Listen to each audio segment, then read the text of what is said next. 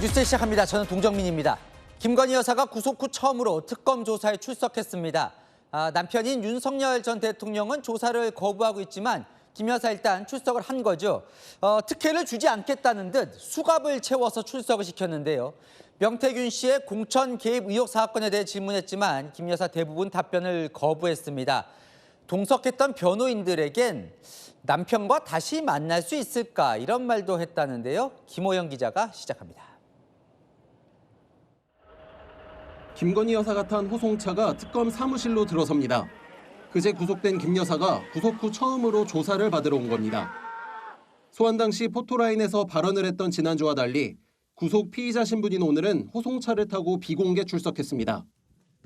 김 여사는 수용복 대신 사복 차림으로 출석했지만 남부구치소와 광화문 특검 사무실을 오갈 때는 일반 피의자와 똑같이 수갑을 찼습니다. 특검은 오늘 명태균 씨 관련 공천 개입 의혹에 대해 김 여사에게 질의를 했고 김 여사는 명태균 씨에게 여론조사를 지시한 적이 없다고 부인했습니다. 하지만 혐의 관련 다른 질문들에는 답변을 하지 않았습니다. 김건희 씨를 상대로 부당 선거 개입, 공천 개입 관련한 조사를 진행하였습니다. 피의자는 대부분의 피의 사실에 대하여 진술 거부권 행사하였고 김 여사가 질문 대부분의 진술을 거부하면서 오전 10시쯤 시작한 김 여사 조사는 오후 2시 10분쯤 끝났습니다. 김 여사는 변호인들에게 다시 내 남편하고 살 수 있을까, 우리가 만날 수 있을까라고 말한 걸로 전해졌습니다. 특검은 광복절 연휴가 지난 뒤 다음 주 월요일 김 여사를 다시 불러 조사할 예정입니다. 채널A 뉴스 김호영입니다. 김건희 여사에게 바쇠론 시계를 사다 줬다는 사업가가 구체적인 과정을 쏟아내고 있습니다. 김 여사가 시계값 3,500만 원 중에 500만 원만 주고 나머지는 감옥에서 나오면 어머니가 줄 거라고 했습니다. 그런데 아직도 못 받았다고 주장했습니다. 송진섭 기자입니다. 지난 2022년 김건희 여사에게 바쇠론 콘스탄틴 시계를 사서 건넸다는 사업가 서성빈 씨. 서 씨는 시계 구매 대금 중 500만 원만 김 여사에게 받았다고 했습니다. 나머지 3천만 원은 김 여사가 모친 최모 씨가 출소하면 주기로 약속했다고 주장했습니다. 나 엄마가 돈이 많은데 감옥에 있으니까 감옥 나온 다음에 준다고 그랬어요. 하지만 서 씨는 채널A와의 인터뷰에서 끝내 돈을 돌려받지 못했다고 밝혔습니다. 돈을 돌려주기로 한 날짜가 됐지만 김 여사 모친에게서 송금은 없었다고 했습니다. 김 여사 모친 최 씨는 2023년 은행 잔고증명서 위조 혐의로 유죄 판결을 받고 지난해 5월 출소했습니다. 서 씨가 김 여사에게 시계를 선물했다는 2022년 9월은 최 씨 재판이 한창이었습니다. 서 씨는 김건희 특검에서 조사를 받으면서 김 여사가 시계값을 주지 않은 건 사기죄에 해당한다는 말을 들었다고 했습니다. 3천만 원 못 받았고 나한테 그래서 사기죄로 고소할 수 없겠냐고 사기가 된다고 그러더라고. 서 씨는 김 여사가 자신을 만났을 때 자신의 장신구에 관심을 보였다고 말하기도 했습니다. 서 씨는 윤석열 전 대통령 당선 후 자신이 국정에 대해 조언을 하자 이후 김 여사와 사이가 멀어졌다고 했습니다. 김태우 때 내가 또 좀 이건 아니다. 엑스포 때 떡볶이 먹는 거 보고 이런 지지율 정말 떨어집니다. 그런 걸 얘기했고. 특검은 서 씨가 선물한 바쇠론 시계 실물의 행방을 찾는 데 주력하고 있습니다. 채널A 뉴스 송진섭입니다. 특검은 김건희 여사 관련된 샤넬 가방도 쫓고 있죠. 이 특검이 샤넬 매장 직원의 진술을 확보를 했는데요. 대통령실 행정관이 샤넬 가방을 신발 등으로 바꿀 때 그 현장에서 한 영상통화의 상대방 목소리가 김 여사 같았던 겁니다. 김 여사 측은 당시 그런 통화는 없었다고 부인하고 있습니다. 송정현 기자입니다. 건진법사 전모 씨가 통일교 간부 윤모 씨에게 샤넬 가방 2개를 받은 건 2022년 4월과 7월. 이 가방들은 김건희 여사 측근인 유모 당시 대통령실 행정관이 샤넬 매장에서 다른 가방과 신발로 교환했습니다. 최근 특검은 가방을 신발로 바꿀 때 매장에 있었던 샤넬 측 직원 진술을 확보했습니다. 유 전 행정관이 가방을 교환하며 누군가와 영상통화를 했는데 통화 상대방 목소리가 김건희 여사 같았다는 진술입니다. 그동안 김 여사 측은 유 전 행정관이 친분이 있는 건진 법사 부탁을 받아 교환을 했을 뿐이라고 해명해왔습니다. 특검은 당시 영상통화 상대가 김 여사가 맞다면 가방 교환에 김 여사가 관여한 정황이라고 의심하고 있습니다. 특검은 그제 김 여사 구속심사 때도 당시 김 여사 목소리를 들은 사람이 있다고 주장한 걸로 전해집니다. 김 여사 측은 당시 유 전 행정관과의 통화는 없었다고 반박하고 있습니다.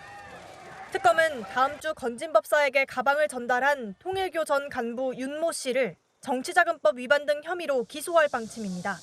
채널A 뉴스 송정현입니다. 윤석열 전 대통령이 수감돼 있는 서울구치소 소장이 전격 교체됐습니다. 여당이 구치소를 찾아가 윤 전 대통령에게 특혜를 제공한다며 비판했던 그 소장입니다. 자, 다음 윤 전 대통령 강제 구인을 염두에 둔 인사 아니냐는 분석도 나옵니다. 강보인 기자입니다. 법무부가 윤석열 전 대통령이 수감된 서울구치소장을 전격 교체했습니다. 김현우 현 서울구치소장을 안양교도소장으로 보내고 김도형 현 수원구치소장을 서울구치소장으로 임명한 겁니다. 법무부는 윤 전 대통령 수용처우 등과 관련해 제기된 여러 문제에 대해 인적 쇄신이 필요하다는 판단이라며 이유를 밝혔습니다.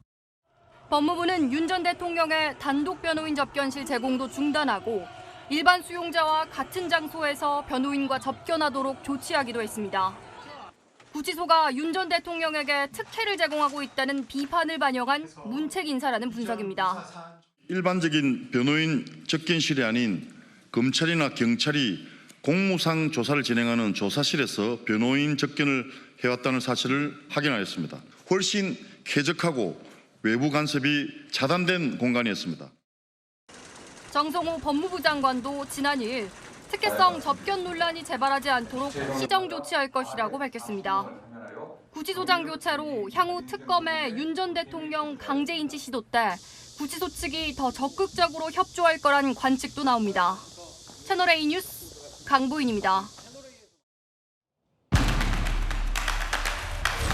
아는 기자 법조팀 김지훈 기자 나왔습니다. 김건희 여사가 오늘 이제 출석을 했어요.